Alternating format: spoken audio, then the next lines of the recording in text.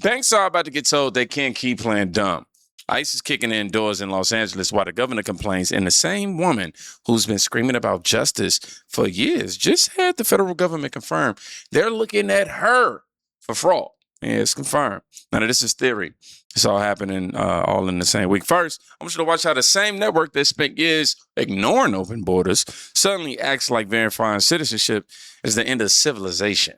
Trump could soon force banks to take part in an immigration crackdown. What I mean by that is sources tell CNN the administration is considering requiring financial institutions to collect and verify their customers' citizenship status, something banks aren't currently required to do. One source says the new policy could come through an executive order. CNN's Matt Egan is following this story for us. So, Matt, what are you learning about how banks are responding to this possibility? Yeah, well, Omar, this does appear to be part of the Trump administration's aggressive immigration crackdown. Sources tell CNN's Priscilla Alvarez and I that the administration is considering new action that would require banks to check the citizenship status of their customers. Now, this would be something that would actually apply not just on a go-forward basis, but also to existing customers, which is pretty stunning when you think about just how many customers the banks already have.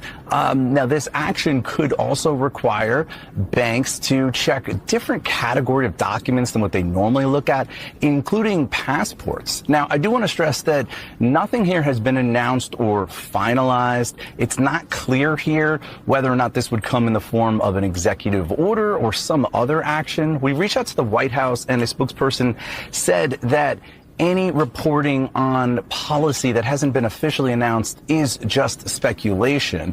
But some Republicans do support this. Republican Senator Tom Cotton, he put out a post on X yesterday where he said, "I strongly support President Trump taking action to prevent illegal migrants from accessing our banking system." And he said he sent a letter to Treasury last fall asking for an investigation into this matter, and that he plans to introduce legislation on this issue shortly. Now, Omar, you asked about how the industry is reacting. Officially, they're not really saying much, right? Representatives from major banks, from bank trade groups, they haven't commented on this. However, sources do tell CNN that the industry is concerned here because they're worried that this kind of action, it could almost compel them to be part of the administration's immigration crackdown. One financial industry source told me that verifying every bank customer's citizenship status would be unworkable. This source said it's a bad idea. We are very alarmed. Now, banks are required to adhere to anti-money laundering rules, know your customer rules, but they don't track the citizenship status of their customers. So if this did become official, that would certainly be a significant change.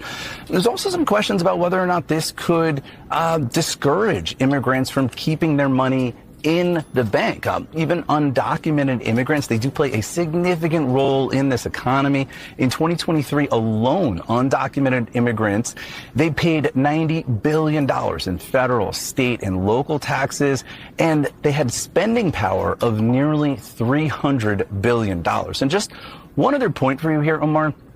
The president does talk a lot about cutting red tape. It's something he's very proud of. It's something that he mentioned during the State of the Union last night, where he took credit for cutting a record number of job-killing regulations. But this potential action related to banks and the immigration crackdown does show how, in some cases, the president has actually added new red tape and regulation where he sees fit. Back to you. Something to watch for moving forward. Matt Egan, appreciate the reporting. Meanwhile, our next guest made headlines when he was... So, of course, they're going to call it extreme. All it is asking a bank to know if the person opening an account is actually supposed to be here. Somehow that becomes controversial. Meanwhile, the same people pushing this outrage never seem bothered when regular Americans got locked out of their own accounts for far less. I've been locked out of mine for far less. The double standard isn't subtle. It's an entire operation system right here. Now, leave the studio and let's go to the street. Same energy, but different city. Come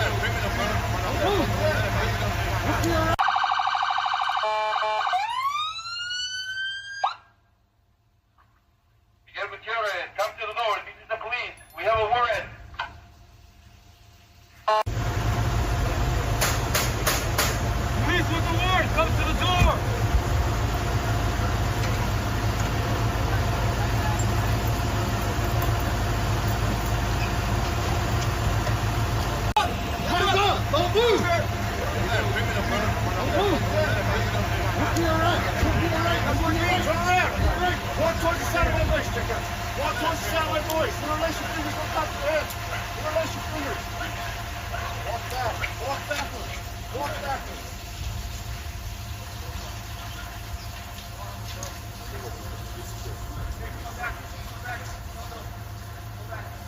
I'm just saying. I thought this was. I really thought this was Call of Duty for a second. I'm not gonna. I don't know what he did that required that much.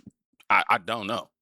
You know, but while the talking heads was still spinning, agents were already outside these houses, and Newsom, who was trying to eradicate it, he can hold as many press conferences as he wants, but the doors still get knocked on. That's what happens when enforcement stops asking for permission, from people who created the actual problems. Sorry, not sorry. And just so nobody thinks this is only happening on the West Coast. So I asked the cop if anyone there knew if there was a protester or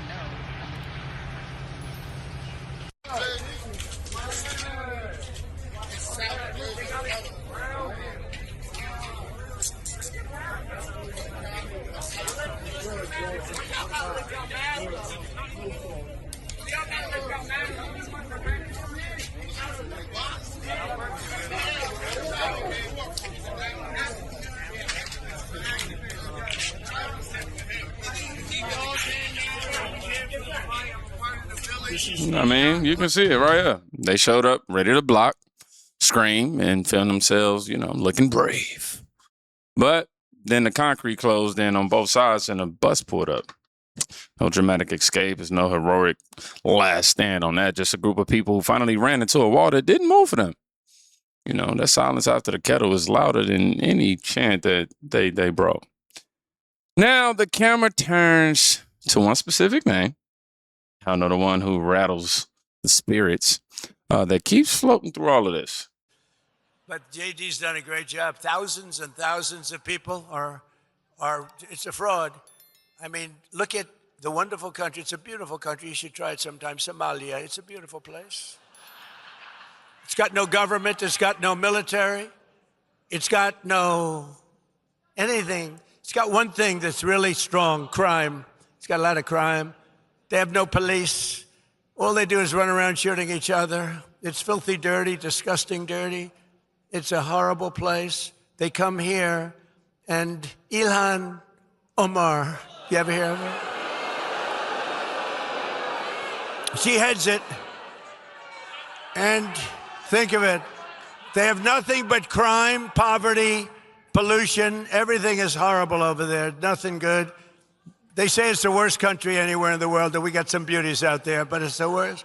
And then she comes here from Somalia, and she tells us how to run the United States of America. She says, the Constitution gives me certain rights. And I demand that I be given these rights. Get the hell out. What a phony.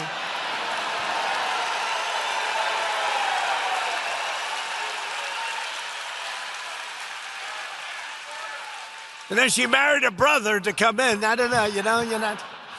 But I would imagine they're looking at her. I have nothing to do with it. I would imagine. Of course I have nothing to do. I have nothing, but I believe she married her brother, which is totally illegal. Although it's a lovely couple, actually, but it's a little bit on the illegal side. Darling, I love you very much. Good night, brother. Let's go to bed. Good night. Isn't she despicable? I can't stand watching. I can't stand. Did you see last month, she accidentally checked the wrong box. It said she was worth $38 million. And law enforcement came after her for that. And then all of a sudden, she was worth less than $80,000. And she said it was accounting. It was an accounting error. It was not a very good accountant, was it? Huh? No, their whole life is based on fraud and a scam. The whole thing is a scam, and we ought to get those people the hell out of our country.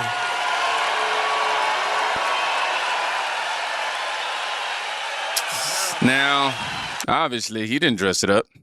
Y'all know, married a brother to get in the country. It ain't no secret. Then the net worth went from nearly 30 million to under 100,000, and it was just an accounting error. That's not a minor paperwork issue. That's the kind of story that would end most people's careers that day, let alone in a week if the last name was different. The fact that it didn't tell it tells you a lot about everything, you know, and who the rules actually apply to. And if you thought this was just, you know, campaign talk, isn't it? Hell, Is this what I have to do until I fill out that my parole sheet? I don't know what I'm doing here. This is the best. She doesn't even answer any of the He's a questions. student. A simple question. Who's protecting her? Why are they protecting her? She married her siblings. She's an alleged fraudster. She's implicated in a ton of cases. I just want her to remove the headscarf and see if she has a Nazi symbol on it, because that would be the trifecta. But if she's not going to testify on her own behalf, what can we do? I wish we had a lawyer here that could tell me what we can do. Can she be arrested? How hard is this? If mafia bosses went away for less. She's the perfect example of a trickster who exploited the system, paralyzed by identity politics. That's why when she's being implicated in all this, she's calm, cool, and collected. She thinks she's going to get off. Yeah. But Greg, well, that night. Gutfield asked the question nobody in power wants to answer it out loud. How is this still unsolved? Mafia bosses have gone down for thinner paper trails. You know, yet here we are still treating it like a sensitive topic instead of basic accountability. That's just the issue that it is. It's a basic accountability issue. That protection only works if enough people agree to look the other way. Now we're going to move to the very last one. Actually, no, we're not, because we reviewed this. If anything, I want to focus on this bottom half where Trump wrote ICE refuses to disclose records on Ilhan Omar fraud probe, city's ongoing enforcement proceedings.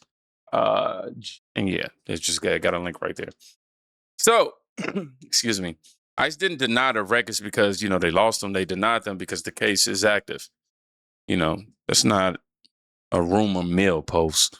That's the federal government saying the file is open. Everything that came before this clip suddenly sits different when you know the process already started.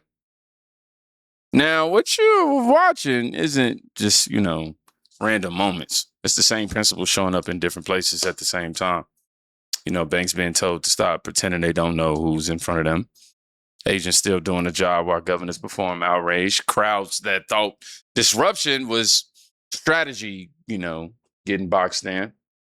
A sitting member of Congress whose oldest accusations are finally being treated like they matter. Ilhan Omar. You know, I'm just saying the pattern it's not complicated at all. When the rules only apply to one group of people, the whole system starts rotting from the inside. Most people feel it long before they can even explain it. It sits right here in your chest. The ones who benefit from the double standard are the loudest about fairness, though. You know, the ones who actually want the same standard for everybody gets called names for noticing. You know, this doesn't require speech. It just requires refusing to pretend the contradictions aren't obvious. So, if you made it to the end of this video, we're going to use a word that we've used before. Accountability. Yeah, we're going to use that. And y'all be safe, man. Go check on somebody today. Actually, before I don't know why I ended up going into my end phrase before I gave y'all the scripture.